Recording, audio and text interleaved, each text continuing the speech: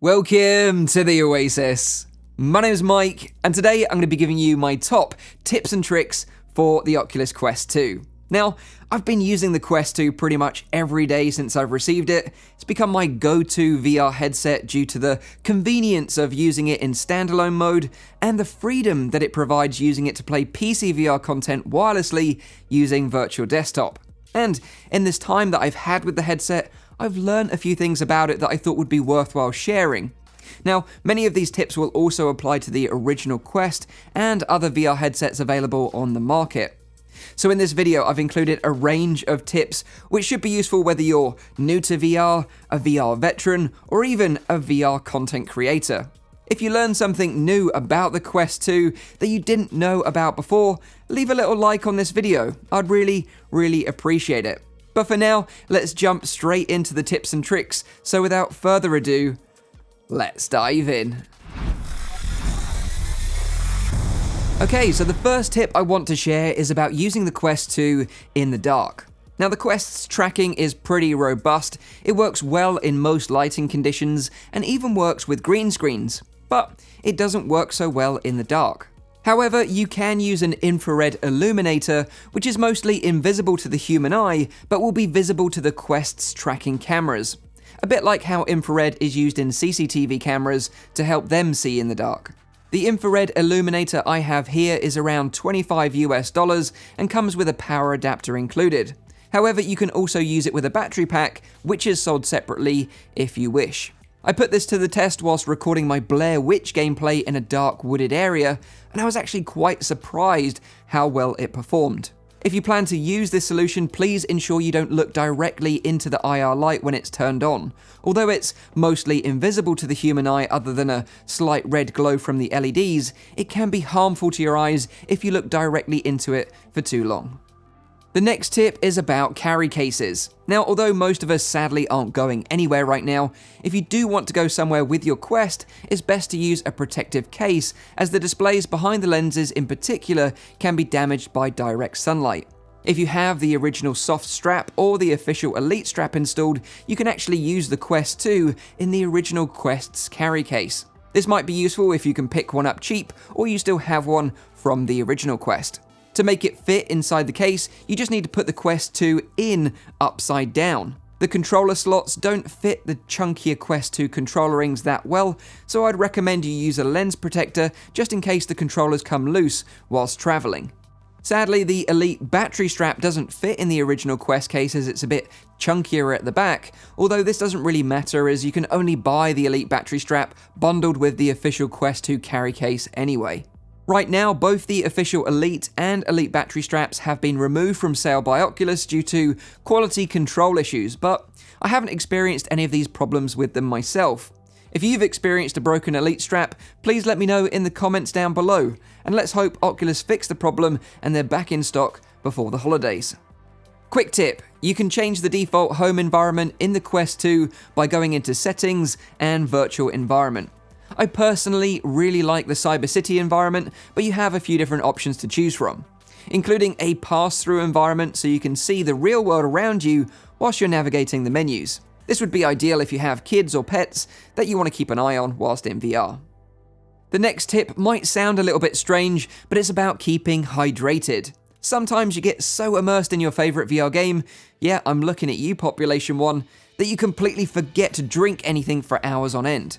To stay hydrated and on top form, you can use a water bottle like this one. It's got a built-in straw in the cap so you can take a quick drink without taking the headset off and without making a complete mess. It kind of looks like a big adult sippy cup. It sounds stupid, but this has become an essential part of my VR setup. I've added a link to one in the description down below.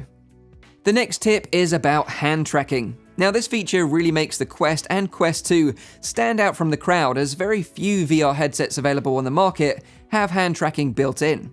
You can enable a setting to have hand tracking automatically turn on when the controllers aren't in sight of the headset. And this is particularly useful if you just want to put the headset on to download a game or check out your favorite VR YouTube channel without picking up your controllers. To enable this, go to Settings, Device, Hands and Controllers, and enable hand tracking. Also enable auto switch between hands and controllers.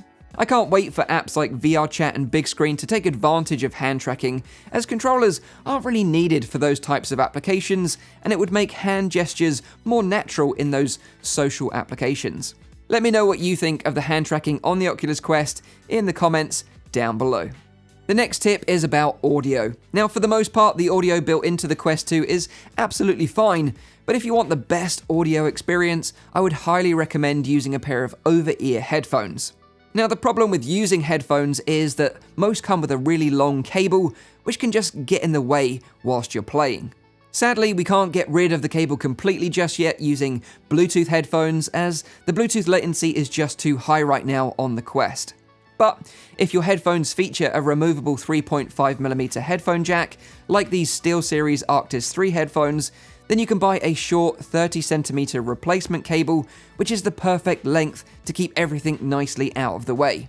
I've added a link to this replacement short cable from StarTech in the description down below, and the nice thing about this one is that it has a right angle jack on the end that goes into the headset, and a straight jack connector that goes into your headphones.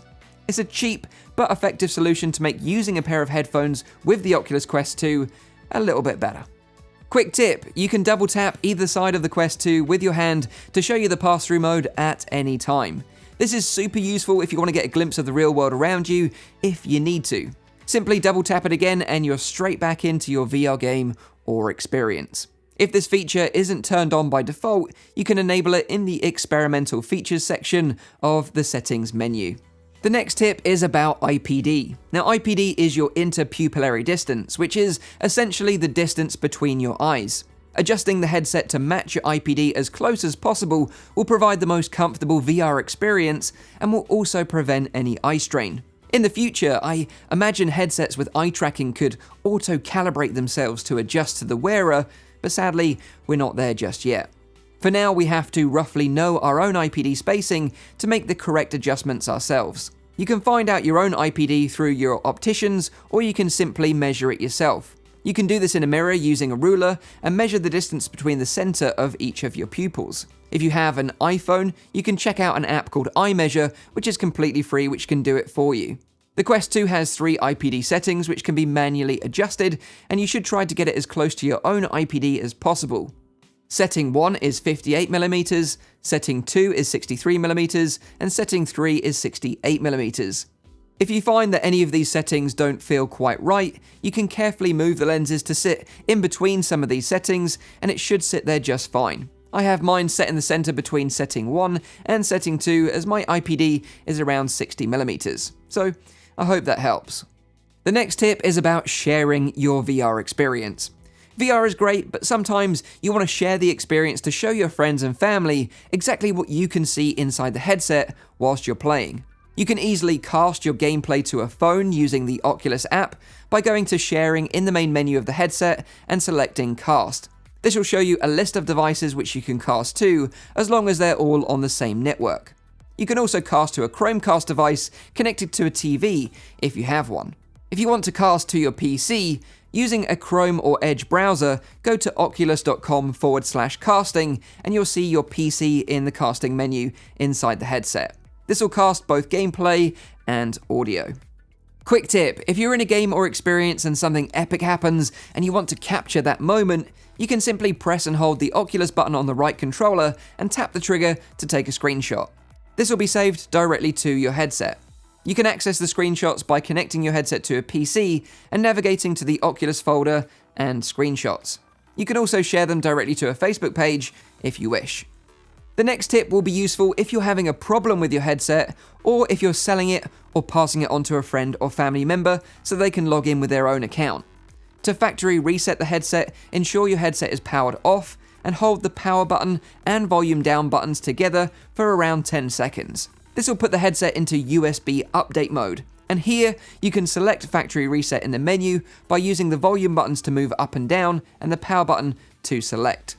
Obviously, be warned that all your data, including save games, will be erased from the headset when using the factory reset function. This next tip will be useful for those VR content creators out there that want to record or live stream their VR games to share online. I use a little bit of blue tack or something similar to cover up the Quest's internal proximity sensor, which is located just above the IPD indicator. This will allow you to take the headset off without causing the display to turn off, meaning that you can continue to see your live stream when using a Chromecast or PC casting. Please note though that if you put the Quest on the floor or on a table, it will time out if it doesn't detect any movement after a short amount of time. Hopefully this helps some of you budding VR content creators out there. Quick tip, if you move around your play space and things aren't quite centered correctly, simply press and hold the Oculus button on the right controller to recenter your play space. The next tip is to help keep you safe whilst in VR.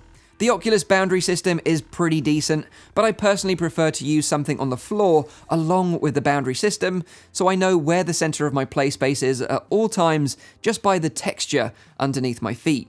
Now you could buy a product like the Proximat that I use, or just simply use a small rug or piece of carpet. I set it up so I know that when I'm on the Proximat, I can punch out in all directions without hitting any walls or furniture, as long as I'm on the mat. And this gives me that extra bit of confidence to enjoy games like Superhot and Gorn without fear of punching my walls or damaging my controllers. This can be also useful for content creators like me, so I know that when I'm standing on the mat, I'm centered on my camera. This next tip will be useful if you wear glasses in VR. I have a mild prescription myself and use lens inserts inside the headset just to sharpen things up a bit. I used to wear my glasses inside all my VR headsets, but I once scratched the lenses of my glasses and the lenses of my original Oculus Rift by the two rubbing together, which turned out to be an expensive mistake. Ever since, I've used prescription lens inserts. They're quick, easy, and a safe way to have your prescription lenses always in your headset and ready to go.